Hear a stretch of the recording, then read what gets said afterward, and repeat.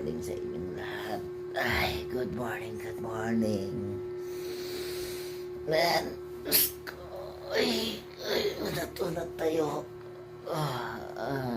Ang oras nga pala ay mag-alas 6 na, 5:45. 5:45 na ng umaga. Ayan, ay, Diyos ko.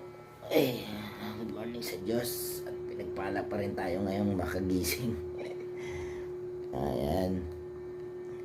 At kumusta sa inyong lahat dyan? Maraming salamat pala dun sa mga sumusuporta pa rin sa akin. Walang sawang sumusuporta ng mga kaibigan natin. Thank you so much.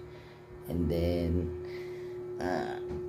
yung ano ba yan, yung lagi ko nakikita ngayon sa social media, sa Facebook, sa YouTube, about dun sa issue nila ni Boy Tapang Cherry White. Yan ang lagi ko na nakikita sa social media. Ang daming nakikisawsaw, daming nagagawa ng content about dun sa ko, ayaan nyo yan sila, buhay nila yan. Sabaga sa kasama yan sa pagiging vlogger nila, yung ganyang may issue sila, hindi naman maiwasan yan lalo na mga vlogger nga sila.